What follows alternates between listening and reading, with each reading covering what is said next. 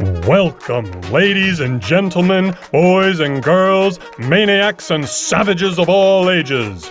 Welcome to the Delaware Water Gap, New Jersey, for this inaugural trail running exhibition. Now, you may be saying to yourself, Delaware Water Gap, but that looks like the Lehigh Gap. And you would be right. This race starts before sunrise, so for establishing shots, we'll use stock footage from a training video. Now then, for the main event. Produced by The Athletic Equation and scheduled for 2 separate races. We will begin with the most difficult race in the ultramarathon division. Introducing first, the challenger. Across the Delaware River and 90 minutes south, in the Philadelphia region, this unknown runner seeks to be known. In the era of the savage runner, his speed is undistinguished, his achievements of little prestige. Nevertheless, he's here to prove he can stand among the toughest maniacs on the East Coast. This runner is attempting to complete 10 ultramarathons in 10 different states, and he thinks today will be his 6th. At 43 years of age, he has a lifetime ultramarathon record of 5 wins, 1 loss. Standing 6 feet 2 inches tall and weighing in at a lean, mean 180 pounds. He has a VO2 max of 50. Is that good? He doesn't know, but he said his lungs feel big. Running fitness score, 78. Pretty fast for a regular person, but at a race of this magnitude, probably in the back. When asked to produce a single metric that might impress us, he dug deep into his watch and found this! A 12-month average of an astonishingly low resting heart rate of 46 beats per minute! He's the man with the 20-something body, the 40-something face, and the 60-something hair! From Media, Pennsylvania, the Nature Man! Joey P.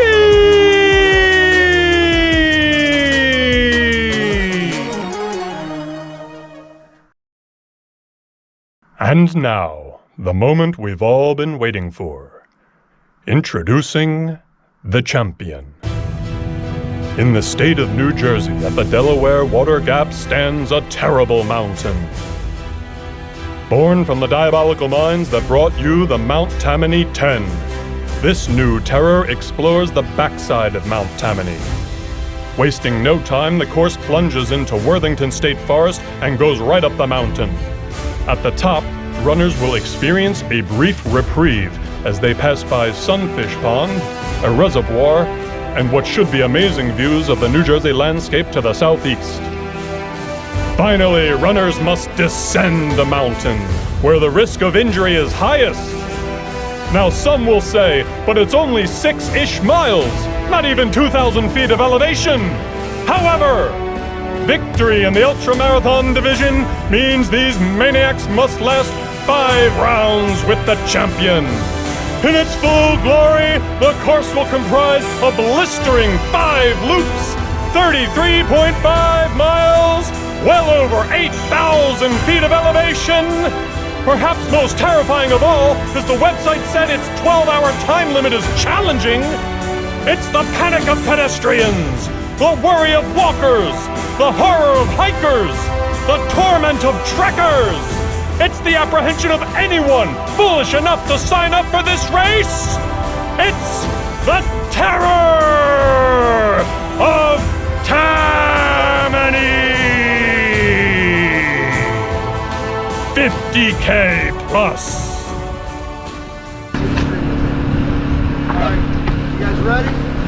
Set, go. I don't think we'll be able to pull those off. I think I tried that. I couldn't work with it. You got it. Yeah. I have another pair in my truck bed that you can use if you need. That I can It's horrific.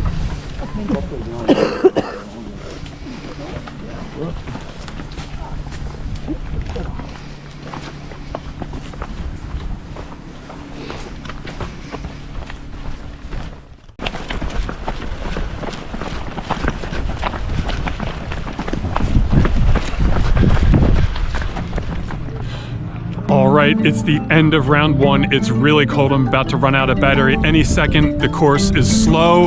I'm doing okay. I'm about to eat and then hopefully speed up.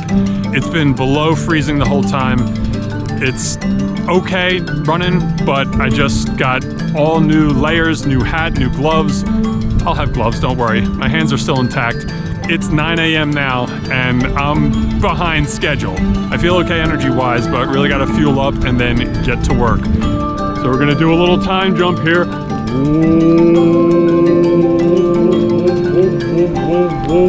Whoa. Time skip. It's at the beginning of round 3, and I'm still in the race for now.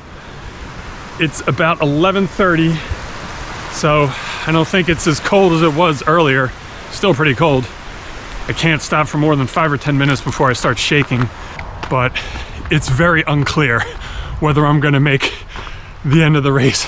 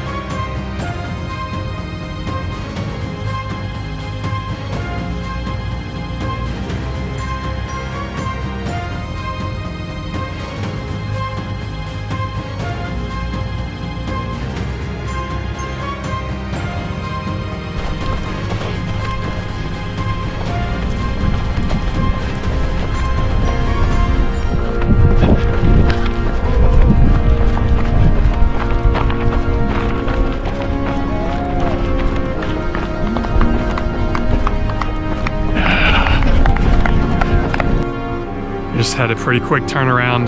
I think there's still a chance I can make it. I gotta go for broke now, pretty much the rest of the way. The captain of the athletic equation, he saw me come in, he said, turn and burn, man.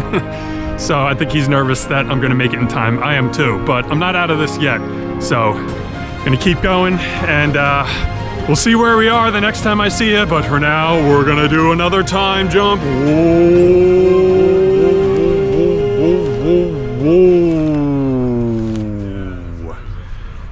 Time skip. It's the end of round 4. Let's get it out of the way. I'm done. I'm done. I quit. Now you might be thinking, hey, you still got time. Just get out there. You got this. Well, number one, I'm not ready to go yet.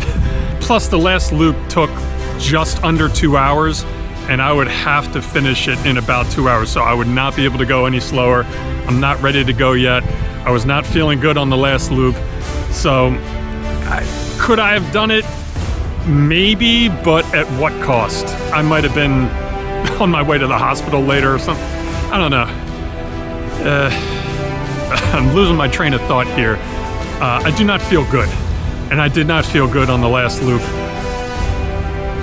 I'm actually not upset about this. Disappointed, yes.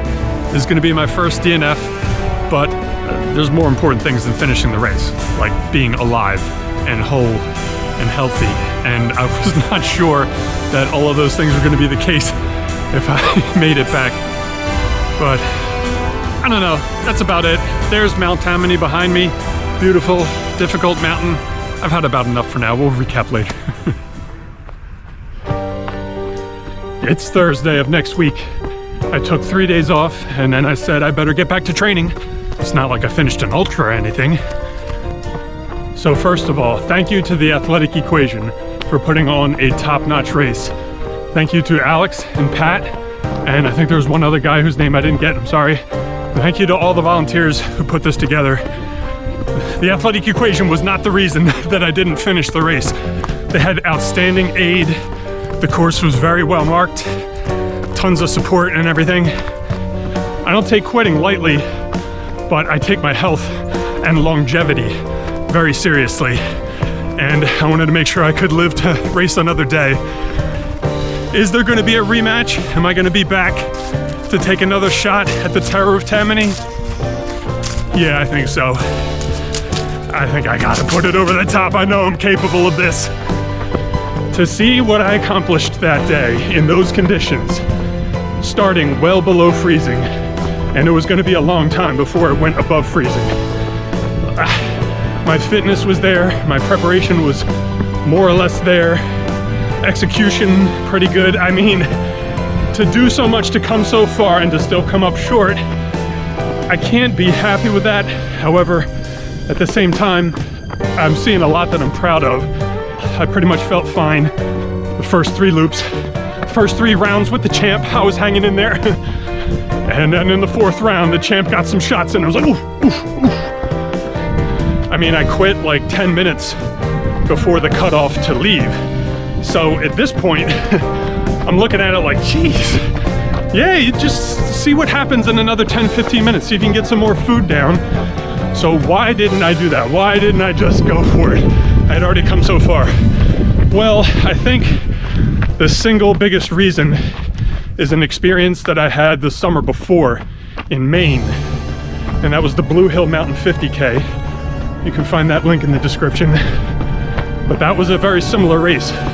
Started very early in the morning. I actually had to complete 7 loops going up and down this mountain, very technical terrain.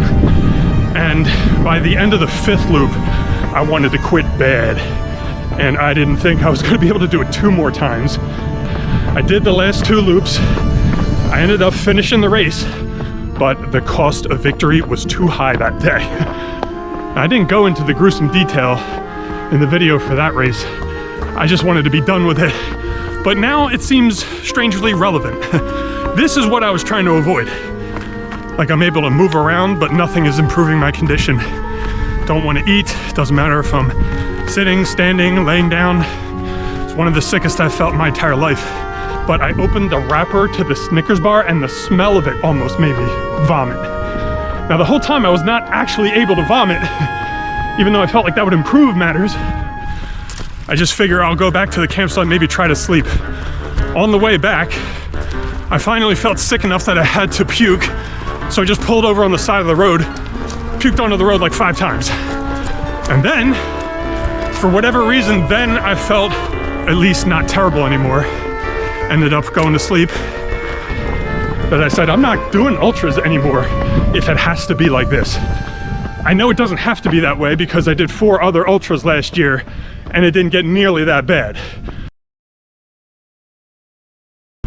There were 3 huge mistakes I made in the first half of the race that set me way back and in a state of catch-up the whole day. Mistake number 1, I was not ready to go the day before in enough time, and that led to about 3 hours of sleep. Let's just say this is a bad matchup. To be up and out somewhere 2 hours away and start an ultramarathon at 6 a.m., being able to perform at my best, that's very difficult for me. And everything's got to be in the car right where it needs to be so that when you're in the middle of the race, you can go to all the supplies. I'm still having trouble thinking how this happened, but somehow it took all day to get ready. I was not in bed until way too late. Critical mistake number 2. I started the race and then had to go to my car to finish getting ready. This led to stoppage time before the race really began. I knew I was in trouble right away. Now, I was already dressed, my stuff was almost completely ready. So I said I better make the starting line. So I made the start of the race, and then we ran right by the cars. So I just thought I needed like 5 or 10 more minutes to finish getting ready. And that was because I still had to get my phone into the extra sturdy winter thing. I was thinking all my devices are gonna freeze and break. I had to do extra steps to get the GoPro in this waist thing, and then the zipper broke, and it just, I don't know, just kept being another few minutes. And then critical mistake number 3 was not eating any solid food at the end of round 3. That was, I think, the biggest mistake. I was kind of making up for the other mistakes. I should have just taken another few minutes to eat. I should have known better, because so far in that race, I was eating way more than I was expecting to, and that was good, because I was maintaining. But before the race, I was like, I'm not gonna have to eat after every loop, am I? So in an effort to make up some time and just kind of like cut out stoppage time, I just went right back out after a few minutes, just had some chicken broth. But then on the 4th loop, I started to feel a lot worse. And to think in a rematch, all I have to do is not make the same like 3 huge mistakes. So yeah, I won't say take it to the bank or anything, but we could look to be booking the rematch 1 year from now. Terror of Tammany 2026. I want to be finishing with an hour or 2 to spare. I'm going to be stronger than ever, have more preparation than ever. I'm going to be better in every way by then, and that starts today.